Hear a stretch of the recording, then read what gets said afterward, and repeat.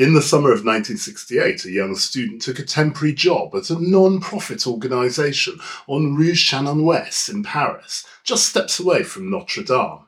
Every day he would step out of the office and wander into the vast, ancient nave. One afternoon, as the sun hit the massive stained glass windows, sending dust motes rolling through structural rays of light, he experienced an art historical conversion. He realised that architecture wasn't merely about erecting functional shelter. It was high art. It was an art fundamentally bound to the exact mathematical laws of engineering and material technology. That student was Santiago Calatrava.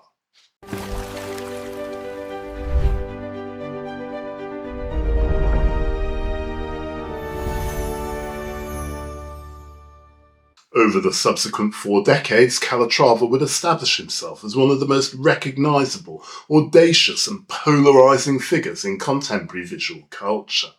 He's an architect, a sculptural engineer, a sculptor and a painter, but his most significant contribution to the built landscape isn't found in corporate skyscrapers or private luxury villas. Instead, it's found in the places we usually navigate with our eyes.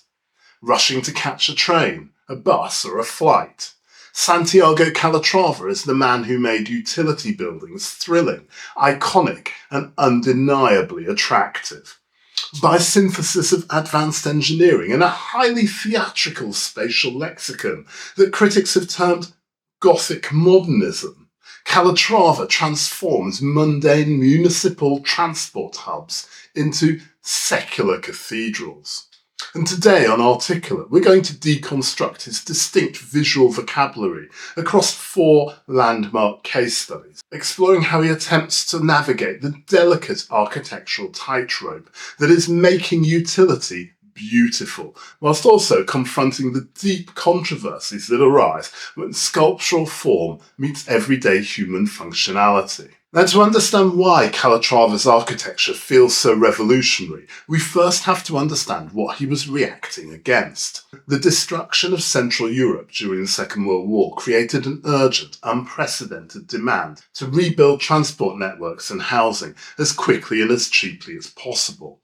Now, this urgent pressure birthed a strict, widespread pure doctrine of pure, unblemished functionalism. Suddenly, the prevailing consensus dictated that the best bridge or train station was simply the cheapest one. A literal conduit to move an object from point A to point B. Now, this economic reductionism stripped away the civic grandeur that had characterised 19th century masterworks like London's St Pancras Station or New York's original Grand Central Station.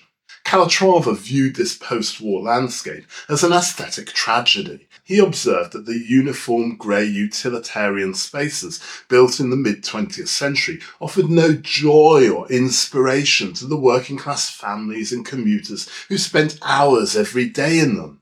His response was a conscious return to structural expressiveness. He fused the organic structural logic of nature, the way a tree spreads its branches to carry the weight of its leaves, with the soaring, lightweight geometry of historical Gothic architecture. He began manipulating steel, glass and concrete, not to hide the forces of gravity, but to brazenly dramatise them. We see the first monumental crystallisation of this hybrid vocabulary in eastern France, the Lyon-Saint-Exupery air train station. The building looks like an enormous prehistoric bird, with outspread wings frozen in mid-flight. It was completed in 1994, and it was designed to serve as a dramatic gateway for the high-speed TGV trains connecting the region to the global aviation network. The structure is an extraordinary study in captured kinetic energy. It completely redefines the traditional envelope of a train terminal. Rather than utilising a passive, grid-like post and beam system, Calatrava designs the central spine around 2-legged, leaning concrete columns that visibly illustrate the trajectory of static forces.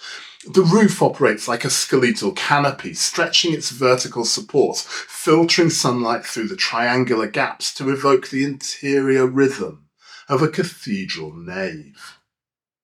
What Calatrava achieved at Lyon was a total blurring of the boundaries between pure geometry, sculpture, and mechanical analysis. The building does not apologise for its functional utility. Instead, it uses the drama of travel to justify its operatic heights. However, scaling up this highly individualist sculptural language to accommodate massive, multimodal urban hubs creates an intense friction. 4 years after Lyon, Calatrava unveiled his largest, most ambitious, and most controversial project yet.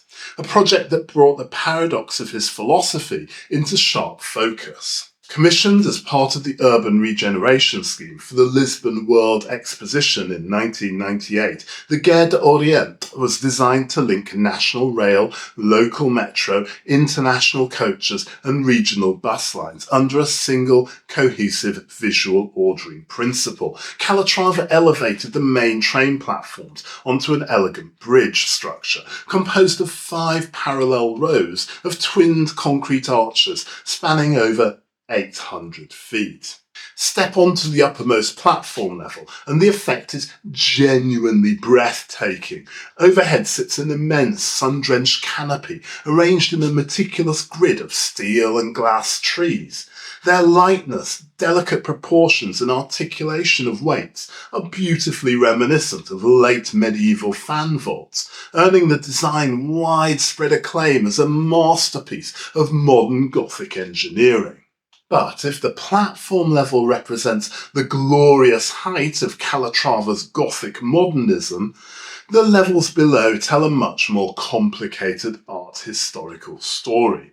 In 2005, art historian Farouk Stemat published a highly critical paper examining the acute friction between Oriente's monumental form and its practical human use. Stemat noted that while the platforms are bathed in brilliant South European sunlight, the passenger service levels directly beneath it is finished in dark grey off-shutter concrete with deeply recessed lighting.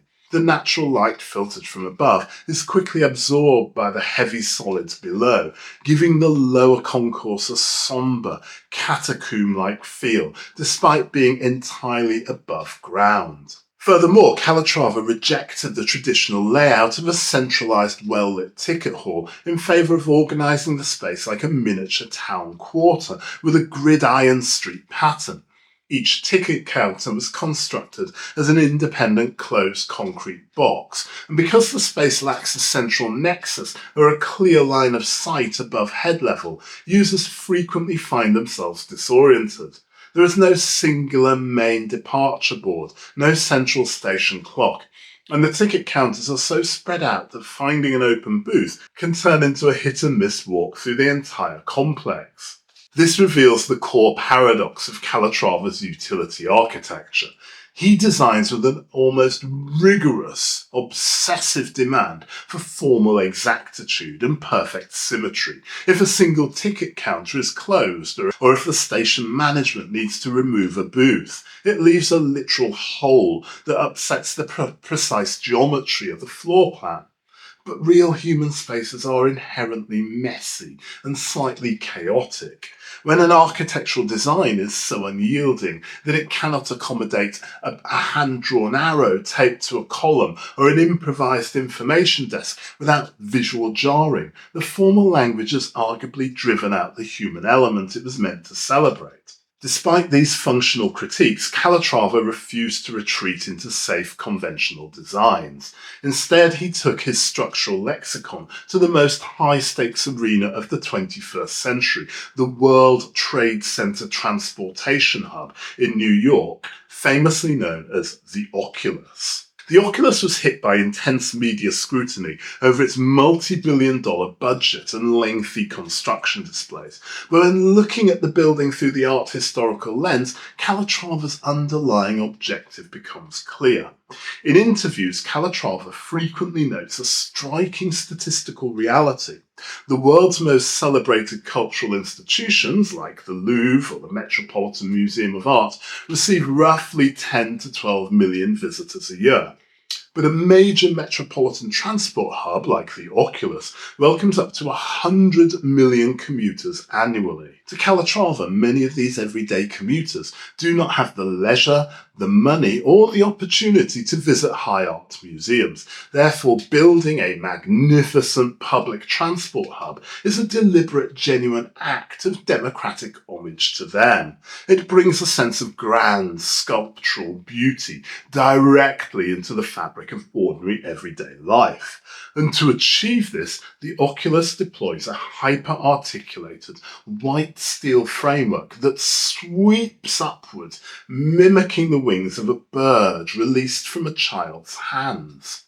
By stripping away commercial signage from the central hall, the architecture itself becomes the primary communication system, elevating the simple act of walking to work into a profound shared civic ritual. Now, our final case study takes us to the United Arab Emirates and to the UAE Pavilion for the Dubai Expo in 2020, a structure that represents the culmination of Calatrava's deep interest in transformable, kinetic architecture. Calatrava's early scientific research at the ETH Zurich centred on the geometry of folding complex three-dimensional structures into a single line. He was fascinated by the idea that a building shouldn't remain static and rigid, changing its appearance only through the passive shifting of external shadows. Instead, he argued that architecture could actively transform itself in direct response to its environment, exactly like an opening flower or a body expanding its arms. In the UAE Pavilion, the 28 carbon fibre wings can rotate fully within 3 minutes, either closing to shield the interior from the harsh desert wind or opening to capture natural sunlight. Here, the biomimetic inspiration isn't just a surface ornament or a passive shape mapped onto a concrete shell. The engineering and the sculptural beauty are completely unified and reciprocal. The tool of kinetic movement directly serves the functional performance of the building, offering a compelling glimpse of what happens when its formal vocabulary successfully aligns with contemporary environmental designs. Santiago Calatrava's career serves as an enduring reminder that the structures we build to serve public infrastructure do not have to be cheap, uninspiring, or grey boxes of pure economic functionalism. He has proved that utility buildings can be breathtakingly iconic. Yet his legacy also warns us of the intense difficulty of the architectural tightrope. When an architect prioritises operatic, sculptural monumentality, they must ensure that the formal composition doesn't eclipse the practical everyday needs of the human beings moving through its gates. When his designs lean too heavily into absolute geometric symmetry, they run the risk of becoming uninviting catacombs at ground level. But when his engineering logic and his artistic vision are perfectly synthesized, he achieves a rare, magnificent triumph, transforming the daily grind of transit into an experience of authentic structural wonder. Thanks for watching this episode of Articulate. If you want to dive deeper into the architectural theories of structural expressiveness or urban generation, you can find our full bibliography in the description box. Don't forget to like, subscribe, and let us know in the comments. Do you think Calatrava successfully balances form and function, or does his sculpture get in the way of the commute? I hope to see you next time on Articulate.